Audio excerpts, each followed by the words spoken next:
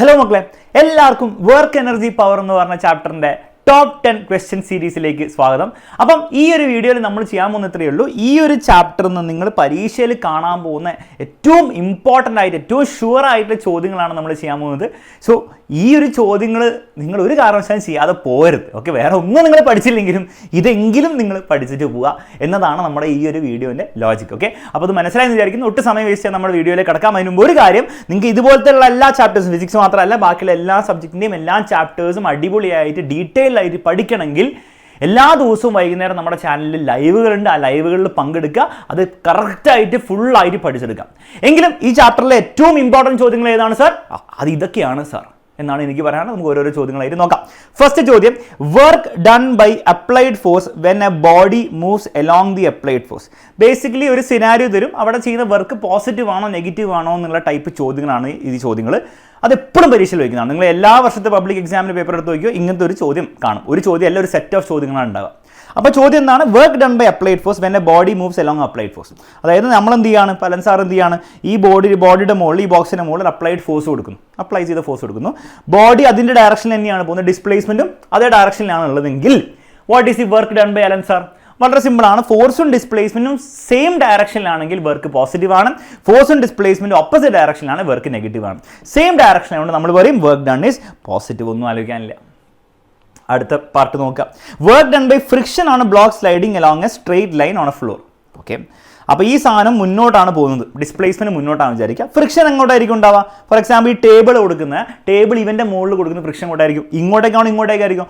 Obviously ആ ഡിസ്പ്ലേസ്മെൻറ്റിൻ്റെ opposite ഡയറക്ഷനിലായിരിക്കും ഉണ്ടാവുക frictional force. Small F വെച്ച് കാണിക്കാം. ഈ ഫ്രിക്ഷണൽ ഫോഴ്സും ഈ ഡിസ്പ്ലേസ്മെൻറ്റും ഓപ്പോസിറ്റ് ആയതുകൊണ്ട് ഫ്രിക്ഷണൽ ഫോഴ്സ് ചെയ്യുന്ന വർക്ക് എന്തായിരിക്കും? നെഗറ്റീവ് വർക്ക് ആയിരിക്കും. ഇത്രയേ ഉള്ളൂ സംഗതി. സിമ്പിൾ ചോദ്യങ്ങളാണ് ചോദിക്കുക, ജസ്റ്റ് ചിന്തിച്ചാൽ മതി. Okay, next, work done by gravity during the motion of an object on a horizontal surface. അപ്പോൾ ഈ സർഫസിലൂടെ ഇവൻ ഹൊറിസോണ്ടൽ സർഫസിലൂടെ ഇങ്ങനെയാണ് പോകുന്നതെങ്കിൽ ഗ്രാവിറ്റി ചെയ്യുന്നവർക്ക് എന്തായിരിക്കും? ഗ്രാവിറ്റി കൊടുക്കുന്ന ഫോഴ്സ് എങ്ങോട്ടായിരിക്കും? നേരെ താഴേക്കായിരിക്കും. എം ജി എന്നാണ് ആ ഫോഴ്സിൻ്റെ പേര്. ആ ഫോഴ്സിൻ്റെ വാല്യൂ എം ജി ആയിരിക്കും. ഈ എം ജി എന്ന് പറഞ്ഞ ഫോഴ്സും ഈ ഡിസ്പ്ലേസ്മെൻറ്റും സെയിം ഡയറക്ഷനും അല്ല, ഓപ്പോസിറ്റും അല്ല, ഇൻഫാക്ട് പെർപെൻഡിക്കുലർ ഡയറക്ഷൻസിലാണ്, അല്ലേ? 90 ഡിഗ്രിയിലാണ്. നിങ്ങൾക്കറിയാം, അല്ലെ നിങ്ങൾ അറിഞ്ഞിരിക്കണം, ഫോഴ്സും ഡിസ്പ്ലേസ്മെൻറ്റും 90 ഡിഗ്രിയിൽ വന്നു കഴിഞ്ഞാൽ വർക്ക് എന്തായിരിക്കും മക്കളെ? Work will be equal to 0. Work ഉണ്ടാവില്ല. ഫോഴ്സ് ഉണ്ടാവും, ഡിസ്പ്ലേസ്മെന്റ് ഉണ്ടാവും, പക്ഷേ വർക്ക് ഉണ്ടാവില്ല. സോ ഇവിടെ ഗ്രാവിറ്റി ചെയ്യുന്ന വർക്ക് എത്രയായിരിക്കും മക്കളെ? പോസിറ്റീവ് അല്ല, നെഗറ്റീവ് അല്ല, 0 വർക്ക്. ക്ലിയർ ആണല്ലോ? അപ്പോൾ ഇതുപോലത്തെ ചോദ്യങ്ങൾ പരീക്ഷയിൽ വരും. അപ്പോൾ ഇതുപോലത്തെ ചോദ്യങ്ങൾ ഇനിയും നിങ്ങൾക്ക് കിട്ടുകയാണെങ്കിൽ ചെയ്യുക. ഇപ്പോൾ ലൈവിലൊക്കെ വന്ന് നോക്കിയാലോ, അല്ലെങ്കിൽ നമ്മുടെ വൺ ഷോട്ടിൻ്റെ ക്ലാസ് എടുത്ത് നോക്കിയാൽ നിങ്ങൾക്ക് ഇതുപോലത്തെ ഇനിയും ചോദ്യങ്ങൾ ചെയ്യാൻ പറ്റും. ഇതെന്തായാലും നിങ്ങൾ ചെയ്തിരിക്കണം. ഓക്കെ, ഒട്ടും സമയം വേസ്റ്റ് ചെയ്യാൻ നമുക്ക് അടുത്ത ടൈപ്പ് ഓഫ് ചോദ്യത്തിലേക്ക് പോകാം. ഇതുപോലത്തെ ഒരു ചോദ്യം നിങ്ങൾക്ക് എന്തായാലും പരീക്ഷയിൽ എക്സ്പെക്ട് ചെയ്യാം. Force F is equal to എന്ന് പറഞ്ഞ് തന്നിട്ടുണ്ട്. ഫോഴ്സിന്റെ വെക്ടർ ഇക്വേഷൻ തന്നിട്ടുണ്ട്. Acts on a particle and displaces it through displacement തന്നിട്ടുണ്ട്. ചോദ്യം calculate the work done if the force is in newton and displacement is in metre. Work കണ്ടുപിടിക്കാനാണ് പറഞ്ഞിരിക്കുന്നത്. അപ്പോൾ ഫോഴ്സും ഡിസ്പ്ലേസ്മെന്റ് വെക്ടർ ഫോമിൽ തന്നിട്ട് വർക്ക് കണ്ടുപിടിക്കാൻ പറഞ്ഞാൽ നിങ്ങൾ ഉപയോഗിക്കേണ്ട ഫോർമുല എന്താണ്? ഡബ്ല്യുവിന്റെ ഫോർമുല, വർക്കിന്റെ ഫോർമുല ഉപയോഗിക്കുക, പക്ഷേ വെക്ടർ ഫോർമുല ഉപയോഗിക്കുക. That is F dot S എന്ന് പറഞ്ഞ ഫോർമുല ഉപയോഗിക്കുക. ഫോഴ്സ് ഡോട്ട് ഡിസ്പ്ലേസ്മെന്റ് ആണ് വർക്ക്. ആ ഫോർമുല നമ്മൾ ഉപയോഗിക്കാം. എങ്ങനെയാണ് സാർ ഇത് ഉപയോഗിക്കാം? ഫോഴ്സിൻ്റെ അവിടെ ഫോഴ്സ് ഇട്ട് കൊടുത്ത ഫോഴ്സ് എന്ന് പറഞ്ഞാൽ 3i + 5j + 7k ആണ് ഫോഴ്സ്. ഡിസ്പ്ലേസ്മെൻറ്റ് ഡോട്ട് എഴുതുക. ഡിസ്പ്ലേസ്മെൻറ്റ് എത്രയാണ്? 6i - 2j + 3k. അത് വൃത്തിക്ക് എഴുതി വെക്കുക. അപ്പോൾ തന്നെ 2 മാർക്കിൻ്റെ ചോദ്യമാണ്, 1 മാർക്ക് കിട്ടിക്കഴിഞ്ഞു. ഇനി നിങ്ങൾ ചെയ്യേണ്ട അത്രയേ ഉള്ളൂ, ഡോട്ട് പ്രോഡക്റ്റ് എടുക്കണം. ഇതിൻ്റെയും ഡോട്ട് പ്രോഡക്റ്റ് എടുക്കണം. എങ്ങനെ ഡോട്ട് പ്രോഡക്റ്റ് എടുക്കുക? ഒന്നുമില്ല. ഈ ഐൻ്റെ കൂടെയുള്ള ആളാണ് 3, ഐൻ്റെ കൂടെയുള്ള ആൾ ആരാണ്? 6. രണ്ടുപേരും മൾട്ടിപ്ലൈ ചെയ്ത് 6 × 3 18. പിന്നെ ഐ എഴുതണ്ട, പ്ലസ് എന്ന് എഴുതുക. അടുത്ത ജെൻ്റെ കൂടെ 5 ആണ്, ജെൻ്റെ കൂടെ -2 ആണ്. 5 - 2 മൾട്ടിപ്ലൈ ചെയ്താൽ -10. പിന്നെ ജെ നിങ്ങൾ എഴുതരുത്. 7 കെൻ്റെ കൂടെ 7 ആണ്, കെൻ്റെ കൂടെ 3 ആണ്. 7 3 മൾട്ടിപ്ലൈ ചെയ്താൽ 21 കഴിഞ്ഞു. 3നെ പിടിച്ച് ആഡ് ചെയ്യുമ്പോൾ ഇത് ഇയാൾ മൈനസ് തന്നെയാണ് കേട്ടോ. അപ്പോൾ കൃത്യമായിട്ട് നമ്മൾ എഴുതുകയാണ് 18 - 10 + 21 എന്ന് എഴുതണം.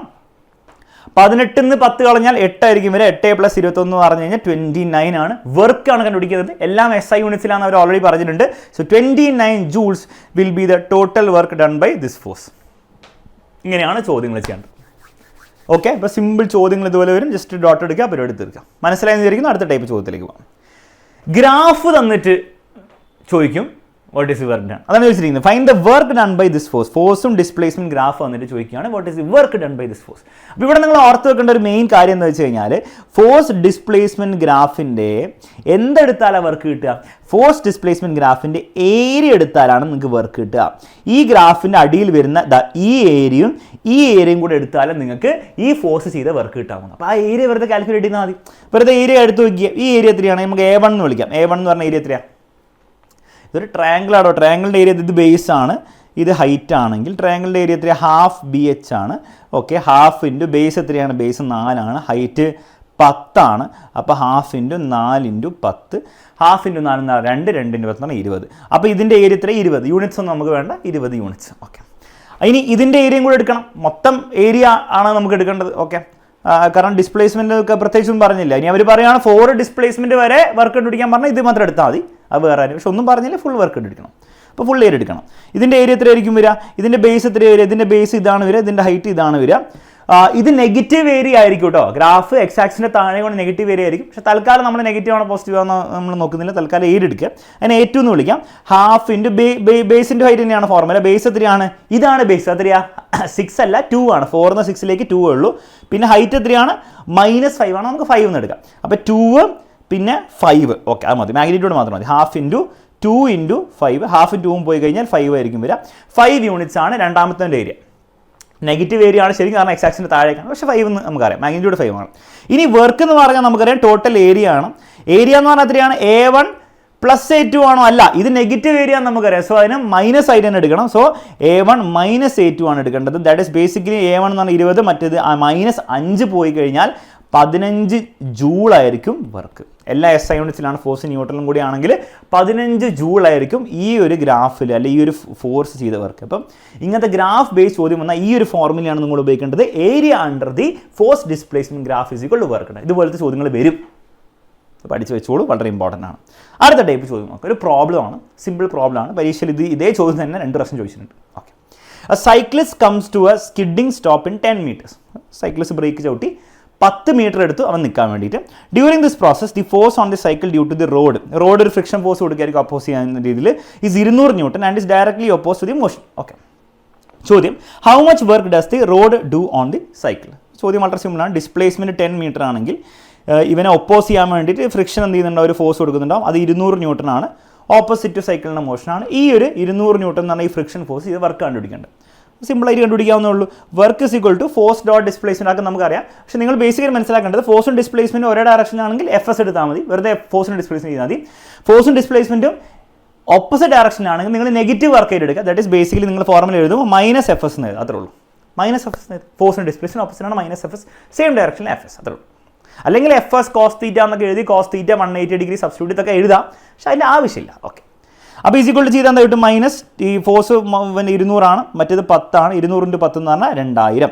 -2000 ജൂൾ ഓഫ് വർക്കാണ് ആര് ചെയ്യാം? റോഡ് സൈക്കിളിൻ്റെ മണ്ടയ്ക്ക് ചെയ്യാം. സിമ്പിൾ പരിപാടി, ബുദ്ധിമുട്ടില്ല. ഓക്കെ, ചോദ്യം അടുത്തത് how much work does the cycle do on the road?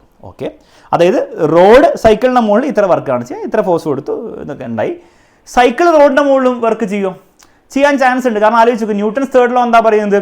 ഒരു ആക്ഷൻ ഫോഴ്സ് ഉണ്ട്, ഒരു റിയാക്ഷൻ ഫോഴ്സ് ഉണ്ടാവും. അതായത് ബേസിക്കലി ഈ റോഡ് സൈക്കിളിനെ പിടിച്ച് ബാക്കോട്ട് 200 Newton ഫോഴ്സ് അപ്ലൈ ചെയ്യുകയാണ്. സൈക്കിൾ എന്ത് ചെയ്യുന്നുണ്ടാവും? സൈക്കിൾ റോഡിൻ്റെ മുകളിൽ അങ്ങോട്ടേക്ക് 200 Newton ഫോഴ്സ് അപ്ലൈ ചെയ്യുന്നുണ്ടാവും. ഈ സൈക്കിൾ അപ്ലൈ ചെയ്യുന്ന ഫോഴ്സ് ആണ് അവിടെ കാണിച്ചിരിക്കുന്നത്. ഈ സൈക്കിൾ റോഡിൻ്റെ ഡയറക്ഷനിൽ, സൈക്കിളിൻ്റെ ഡയറക്ഷനിൽ വലിച്ചുകൊണ്ട് പോകാൻ വേണ്ടി ശ്രമിക്കുന്നുണ്ടാവും.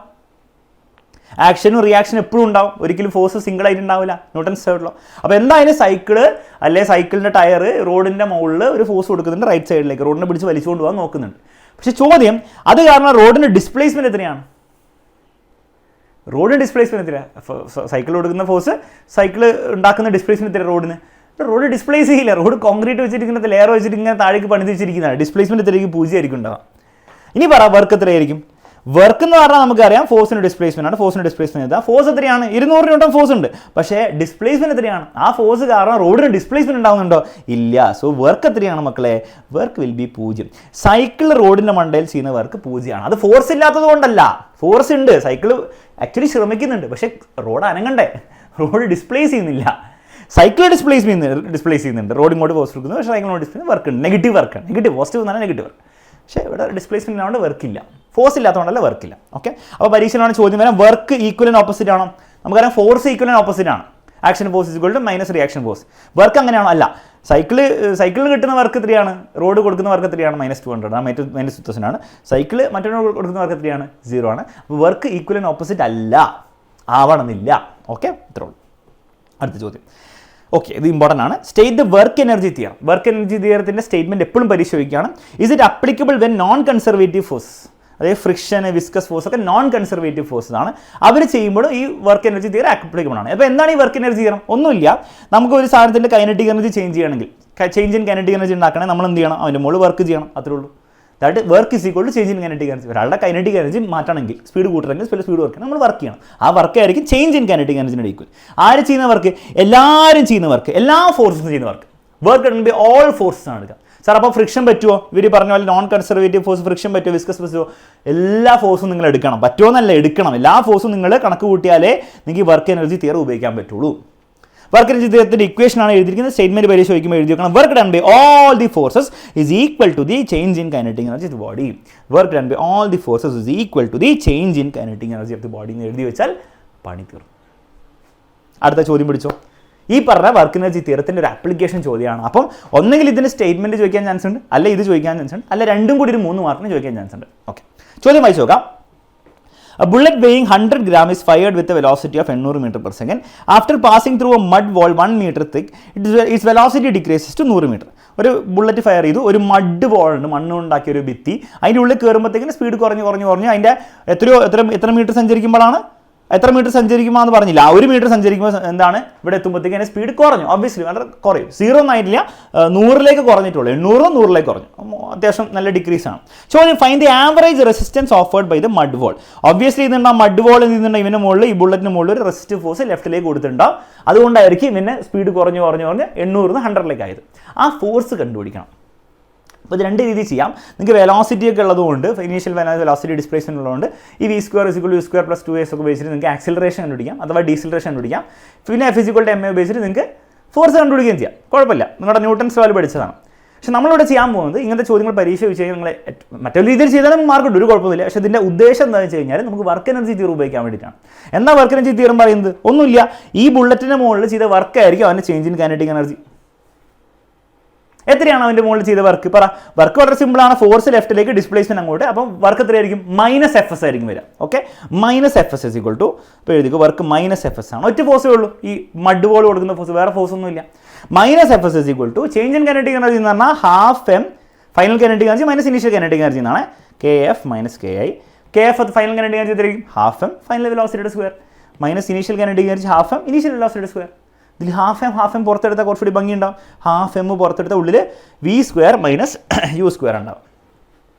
Is equal to minus force എത്രയാണ്? ഫോഴ്സ് നമുക്ക് കണ്ടുപിടിക്കണം. ഡിസ്പ്ലേസ്മെന്റ് 1 മീറ്റർ ആണെന്ന് അവർ പറഞ്ഞിട്ടുണ്ട്, 1 മീറ്റർ സഞ്ചരിക്കുമെന്ന് പറഞ്ഞിട്ടുണ്ട്. ഓക്കെ, അപ്പോൾ കാര്യങ്ങൾ കുറച്ചുകൂടി സിമ്പിളായി. ഇവിടെ -F മാത്രമേ ഉണ്ടാവുള്ളൂ, ഇവിടെ ഈ സാധനമായിരിക്കും ഉണ്ടാകുക. ഓക്കെ, നമുക്കൊരു കാര്യം ചെയ്യാം. ഇവിടെ 2 സൈഡിൽ നമ്മൾ മൈനസിനെ കൊണ്ട് മൾട്ടിപ്ലൈ ചെയ്താൽ എങ്ങനെ ഉണ്ടാവും? ഇവിടെ മൈനസ് കൊണ്ട് മൾട്ടിപ്ലൈ ചെയ്താൽ ഇവിടെ വെറും F. ഇവിടെ മൈനസ് കൊണ്ട് മൾട്ടിപ്ലൈ ചെയ്താൽ ബേസിക്കലി എന്താ സംഭവിക്കുക? ഈ v² - u², u² - v² ആവും. അപ്പോൾ എനിക്ക് എഴുതാം, ദിസ് ഈസ് F = ½ m അങ്ങനെ തന്നെ നിൽക്കട്ടെ. ഞാൻ ഇതിൻ്റെ ഉള്ളിലേക്ക് മൈനസ് ഇതിൻ്റെ ഉള്ളിലേക്ക് ഇട്ട് കൊടുക്കുന്നത്. അപ്പോൾ എന്താ സംഭവിക്കുക? ഇവൻ മൈനസോ ഇവൻ മൈനസ് ഓഫ് മൈനസ് പ്ലസ് ആവും. അപ്പം നേരെ തിരിയും, അത്രേ ഉള്ളൂ. അപ്പോൾ ഞാൻ ഇതെന്തിനാണ് ചെയ്യുന്ന സാർ ഇങ്ങനെയൊക്കെ സർക്കസ്? കാരണം അപ്പോൾ അവസാനം ഒന്ന് വൃത്തിയായിട്ട് കിട്ടും. എന്നിട്ട് സബ്സ്റ്റിറ്റ്യൂട്ട് ചെയ്യുമ്പോൾ കുറച്ചുകൂടി വൃത്തി ഉണ്ടാവും. അല്ലാണ്ട് നിങ്ങൾ സബ്സ്റ്റിറ്റ്യൂട്ട് ചെയ്താൽ ഒരു കുഴപ്പമൊന്നുമില്ല. കുറച്ച് വൃത്തിയായിട്ട് ഉണ്ടാവുന്നുള്ളൂ, പക്ഷേ കുഴപ്പമൊന്നുമില്ല, ആൻസർ തെറ്റൊന്നുമില്ല. ഇനി സബ്സ്റ്റിറ്റ്യൂട്ട് നോക്കിക്കൂടെ, ½ അവൻ്റെ മാസ് എത്രയാണ്? 100 ഗ്രാം ആണ്. 100 ഗ്രാം എന്ന് പറഞ്ഞാൽ മക്കളെ എത്രയാണ്? 0.1 കിലോഗ്രാം ആണ്. 100 / 1000 ഗ്രാമിനെ കിലോഗ്രാം ആക്കണം, / 1000 ആണ് ചെയ്യേണ്ടത്. അപ്പോൾ 100/1000 എഴുതി വെക്കാം, അല്ലെങ്കിൽ 0.1 എന്ന് എഴുതി വെക്കാം. u എന്ന് പറഞ്ഞാൽ ഇനീഷ്യൽ വെലോസിറ്റി ആണ്. ഇനീഷ്യൽ വെലോസിറ്റി എന്ന് പറഞ്ഞാൽ എത്രയാണ്? 800 ആണ്. 800 ഇനീഷ്യൽ വെലോസിറ്റി, ഫൈനൽ വെലോസിറ്റി 100 ആണ്. അപ്പോൾ 800² - 100². ഇനി കാൽക്കുലേഷൻ ഞാൻ ചെയ്യാൻ പോകുന്നില്ല, അത് നിങ്ങൾ ചെയ്തിട്ട് കമൻറ്റ് ബോക്സിൽ ആൻസർ കമൻറ്റ് ഇടണം. കാരണം ഇത് കാൽക്കുലേറ്റർ ചെയ്യാവുന്നുള്ളൂ. അല്ലെങ്കിൽ നിങ്ങൾക്ക് ആലോചിക്കാം a² - b² എന്ന് പറഞ്ഞാൽ a + b × a - b ആണ്. ആ രീതിയിലും ചിന്തിക്കാം. അപ്പോൾ നിങ്ങൾക്ക് എന്താ കിട്ടുക? ½ × 0.1. a + b എന്ന് പറഞ്ഞാൽ 900, a - b എന്ന് പറഞ്ഞാൽ 700. ഇനി ഈ 0.1ഉം ഇനി എന്ത് ചെയ്യാം? നിങ്ങൾക്ക് 9 7 മൾട്ടിപ്ലൈ ചെയ്താൽ അത് നിങ്ങളുടെ പണിയാണ്. ഓക്കെ, 63 തരും. 63 33 അങ്ങനെ സംതിങ് 2 അങ്ങനെ എന്തെങ്കിലും വരുമായിരിക്കും. അത് നിങ്ങളുടെ പണിയാണ്. ഓക്കെ, അവസാനം നിങ്ങൾക്ക് ഒരു ഫോഴ്സ് പോസിറ്റീവ് വാല്യൂ തന്നെ കിട്ടുക. ഫോഴ്സ് ഇങ്ങനെ ചെയ്ത് കഴിഞ്ഞാൽ, കാരണം നമ്മൾ ഓൾറെഡി അത് ഓപ്പോസിറ്റ് ലെഫ്റ്റ് സൈഡിലേക്കാണ് നമ്മൾ എടുത്തിട്ടുണ്ട്. അപ്പോൾ അവസാനത്തെ വാല്യൂവിൽ നെഗറ്റീവ് ഒന്നും വരാൻ പോകുന്നില്ല. ഓക്കെ, നിങ്ങളിവിടെ വെറും FS എന്നാണ് എടുത്തെങ്കിൽ നിങ്ങൾക്ക് അവസാനം ഫോഴ്സ് നെഗറ്റീവായി കിട്ടും. അപ്പോൾ നിങ്ങൾ എങ്ങനെ എടുക്കുന്നതിന് ഡിപ്പെൻഡ്. ഓക്കെ, അപ്പോൾ ഇത് ആൻസർ കമൻറ്റ് ബോക്സിൽ കറക്റ്റായിട്ട് ചെയ്തിട്ട് കാൽക്കുലേറ്റർ ഉപയോഗിച്ചാൽ മതി, കുഴപ്പമൊന്നുമില്ല. അത് ഉപയോഗിച്ചിട്ട് കമൻറ്റ് ബോക്സിൽ കമൻറ്റ് ചെയ്യുക, ഞാൻ ചെക്ക് ചെയ്യും. ഓക്കെ, അല്ലാണ്ട് ഇങ്ങനെ വെറുതെ ഞാൻ മാത്രം ഇങ്ങനെ പ്രഭാഷണം പറയുന്നത് പറഞ്ഞിട്ട് കാര്യമൊന്നുമില്ല കേട്ടോ. നിങ്ങളുടെ പണി എടുക്കാണ്ട് ഒരു കാര്യമില്ല. Okay, ready. അടുത്ത ചോദ്യം പിടിച്ചോ. State the principle of conservation of mechanical energy. നേരത്തെ പറഞ്ഞത് വർക്ക് എനർജി തിയറാണ്, ഇത് മെക്കാനിക്കൽ എനർജി കൺസർവേഷൻ ആണ്. ആരെയും മെക്കാനിക്കൽ എനർജി എന്ന് പറഞ്ഞാൽ, മെക്കാനിക്കൽ എനർജി എന്ന് പറഞ്ഞാൽ ഒരു സിസ്റ്റത്തിന് ഒരു ബോൾ താഴേക്ക് വീഴുമ്പോൾ അവന് കൈനറ്റിക് എനർജി ഉണ്ടാവും, അവൻ ഹൈറ്റിലായതുകൊണ്ട് പൊട്ടൻഷ്യൽ എനർജി ഉണ്ടാവും. ആ കൈനറ്റിക് എനർജിയും പൊട്ടൻഷ്യൽ എനർജിയും കൂടെ ആഡ് ചെയ്താൽ, കെ എന്ന് പറഞ്ഞാൽ കൈനറ്റിക് എനർജി, യു എന്ന് പറഞ്ഞാൽ പൊട്ടൻഷ്യൽ എനർജി, രണ്ടും കൂടി ആഡ് ചെയ്താൽ കിട്ടുന്ന സാധനമാണ് മെക്കാനിക്കൽ എനർജി. മെക്കാനിക്കൽ എനർജി നമ്മൾ ഇ എന്നാണ് വിളിക്കാം. ഇ എന്ന് പറഞ്ഞാൽ mechanical energy is equal to K എന്ന് പറഞ്ഞാൽ കൈനറ്റിക് എനർജി പ്ലസ് യു എന്ന് പറഞ്ഞാൽ പൊട്ടൻഷ്യൽ എനർജി. കൺസർവേഷൻ എന്ന് കേട്ട് കഴിഞ്ഞാൽ കോൺസ്റ്റന്റ് എന്നാണ് മനസ്സിലാക്കി. കൺസർവേഷൻ ഓഫ് മൊമെന്റം കോൺസ്റ്റന്റ് ആയിരിക്കും. Conservation of angular momentum constant ആയിരിക്കും. കൺസർവേഷൻ ഓഫ് എനർജി കോൺസ്റ്റന്റ് ആയിരിക്കും, മാറില്ല. കൺസർവേഷൻ മെക്കാനിക്കൽ എനർജി കോൺസ്റ്റന്റ് ആയിരിക്കും. That is kinetic energy plus potential എനർജിയുടെ സം എന്തായിരിക്കും? കോൺസ്റ്റന്റ് ആയിരിക്കും. ഇത്രയോട് സംഗതി. പക്ഷേ ഇതിന് കണ്ടീഷൻ ഉണ്ട്. കണ്ടീഷൻ കൊണ്ട് നമ്മൾ ഓർത്ത് വെക്കണം. കണ്ടീഷൻ വളരെ ഇമ്പോർട്ടൻ്റ് ആണ്. വർക്ക് എനർജി തീർത്താൻ കണ്ടീഷൻ ഇല്ലായിരുന്നു, പക്ഷേ ഇവിടെ കണ്ടീഷൻ ഉണ്ട്. കണ്ടീഷൻ വളരെ സിമ്പിൾ ആണ്, ഇത്രയേ ഉള്ളൂ. Only conservative forces does work. Conservative forces മാത്രമേ വർക്ക് ചെയ്യാൻ പാടുള്ളൂ. ആരാണ് കൺസർവേറ്റീവ് ഫോഴ്സസ്? നോൺ കൺസർവേറ്റീവ് അല്ലാത്ത ഫോഴ്സസ് ഒക്കെ. ഇപ്പോൾ ഫ്രിക്ഷൻ എന്ന് പറഞ്ഞാലും വിസ്കസ് ഫോഴ്സ് എന്ന് പറഞ്ഞാൽ നോൺ കൺസർവേറ്റീവ് ഫോഴ്സ് ആണ്. അത് ഗ്രാവിറ്റി ആയിക്കോട്ടെ, അതുപോലെ ഇലക്ട്രോസ്റ്റാറ്റിക് ഫോഴ്സ് ആയിക്കോട്ടെ, ഇവരൊക്കെ സ്പ്രിംഗ് ഫോഴ്സ് ആയിക്കോട്ടെ, ഇവരൊക്കെ കൺസർവേറ്റീവ് ഫോഴ്സ്. അവർ മാത്രമേ വർക്ക് ചെയ്യാൻ പാടുള്ളൂ. എങ്കിൽ ഈ ഇക്വേഷൻ വാലിഡ് ആണ്, അല്ലേ വാലിഡ് അല്ല. അപ്പോൾ ഇത് പരീക്ഷയിൽ എങ്ങനെ എഴുതണം നോക്കാം. ദി മെക്കാനിക്കൽ എനർജി അഥവാ kinetic energy plus potential energy of A system remains എന്ന് പറഞ്ഞ പോലെ കോൺസ്റ്റന്റ് ആണ് if the forces doing work on it are conservative forces. Conservative force മാത്രമേ വർക്ക് ചെയ്യാൻ പാടുള്ളൂ, എന്നാലും ഇത് വർക്ക് ചെയ്യാവുള്ളൂ, വർക്ക് ചെയ്യുള്ളൂ ഈ ഫോർമുല. നാളെ ഫ്രിക്ഷനും കൂടി വർക്ക് ചെയ്യാൻ തുടങ്ങി കഴിഞ്ഞാൽ ഈ ഫോർമുല വർക്ക് ചെയ്യില്ല. വർക്ക് എനർജി തിയറത്തിന് അങ്ങനത്തെ റെസ്ട്രിക്ഷൻസ് ഒന്നും ഉണ്ടായിരുന്നില്ല. അതുകൊണ്ടാണ് അവിടെ സെപ്പറേറ്റ് എടുത്ത് ചോദിച്ചില്ലേ ഇസ് ഇറ്റ് അപ്ലിക്കബിൾ എന്നൊക്കെ. അവിടെ അപ്ലിക്കബിൾ ആണ്, ഇവിടെ അങ്ങനെ അപ്ലിക്കബിൾ അല്ല, ഇവിടെ കണ്ടീഷൻ ഉണ്ട്. ഓക്കെ, വ്യത്യാസം മനസ്സിലായി വിചാരിക്കും. ബൈ ദ വേ ഇതിൻ്റെ ഒരു ഡെറിവേഷൻ കേട്ടോ, ഇതിൻ്റെ ഡെറിവേഷൻ അല്ല, ഇത് ഉപയോഗിച്ചിട്ട് നമ്മൾ ഫ്രീ ഫോൾ വരുന്ന ബോഡിയുടെ മുകളിൽ conservation of mechanical energy valid ആണെന്ന് പ്രൂവ് ചെയ്യുന്നതിൻ്റെ ഒരു ഡെറിവേഷൻ ഉണ്ട്. വളരെ വളരെ വളരെ ഇമ്പോർട്ടൻ്റ് ആണ് കേട്ടോ. അത് ഞാൻ ഈ ഒരു ക്വസ്റ്റ്യൻസിൻ്റെ സെഷൻ ആയതുകൊണ്ട് ഞാൻ ചെയ്യുന്നില്ല, പക്ഷേ അത് സെപ്പറേറ്റ്ലി നിങ്ങൾ പഠിക്കുക. നമ്മുടെ വൺ ഷോട്ട് ലൈവ് വന്നിരിക്കുക, അല്ലെങ്കിൽ ഓൾറെഡി എടുത്ത വൺ ഷോട്ട് യൂട്യൂബിലുണ്ട്, അല്ലെങ്കിൽ ബാച്ചിൽ പഠിക്കുന്നുണ്ടാണ്, ബാച്ചിൽ സെപ്പറേറ്റ് ഡെറിവേഷൻ വീഡിയോ ഉണ്ട്, അതിരുന്ന് കാണാം, ഒന്ന് പഠിച്ചേക്ക്. വളരെ ഇമ്പോർട്ടൻ്റ് ആണ് കേട്ടോ. അടുത്ത ചോദ്യത്തിലേക്ക് പോകാം. കൺസർവേറ്റീവ് ഇതെന്തായാലും ചോദിക്കും കേട്ടോ. Give two differences between conservative force and non conservative force. എപ്പോഴും ചോദിക്കുന്ന ഒരു ചോദ്യമാണ്, വേഗം പഠിച്ചു വെച്ചോ. കൺസർവേറ്റീവ് ഫോഴ്സ് എന്ന് പറഞ്ഞാൽ work done is path independent, പാത്തിനെ ഡിപ്പെൻഡ് ചെയ്യില്ല. ഫോർ എക്സാമ്പിൾ, ഞാൻ ഇവിടുന്ന് ഇവിടേക്ക് കൺസർവേറ്റീവ് ഫോഴ്സ് ഉപയോഗിച്ചിട്ടാണ് ഞാൻ വർക്ക് ചെയ്യുന്നതെങ്കിൽ ഞാൻ ഇങ്ങനെ പോയാലും ഇതിനെ നമ്മൾ പാത്ത് 1 എന്ന് വിളിക്കാം, പാത്ത് 2 എന്ന് വിളിക്കാം, ഇതിനെ പാത്ത് 3 എന്ന് വിളിക്കാം. ഏത് പാത്തിൽ പോയാലും വർക്ക് എന്തായിരിക്കും? സെയിം ആയിരിക്കും.